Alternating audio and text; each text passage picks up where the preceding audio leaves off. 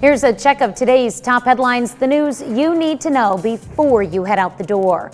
On his first full day in office, President Biden signed 10 executive orders and in his administration's war on COVID-19.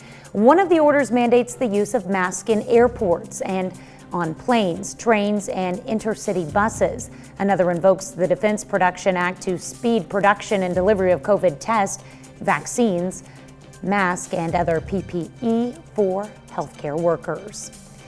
We've lost 13 more people to COVID-19 just in Joplin and Jasper County alone. The health department yesterday said the death toll in the city jumped by 7 to 112.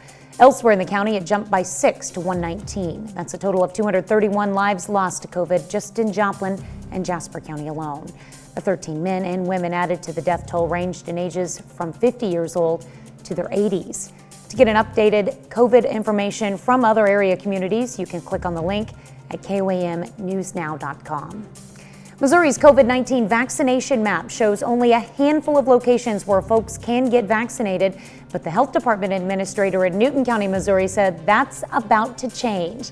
The reason many sites do not have vaccines yet is because they don't have the means to store the Pfizer vaccine, which requires extremely cold temperatures. It's easier to store the Moderna vaccine, which is what many sites will soon be receiving.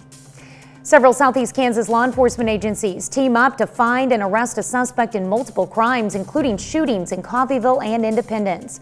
Authorities say they found Benjamin Whittaker Wednesday night in Yates Center after an air and ground search. Whittaker was released on furlough by a Montgomery County judge to attend his grandmother's funeral, but he never came back. Authorities also say Whittaker stole money from an ATM in Parsons while he was furloughed. He's now in the Woodson County Jail. That's a check of today's top headlines, the news you need to know before you head out the door. Live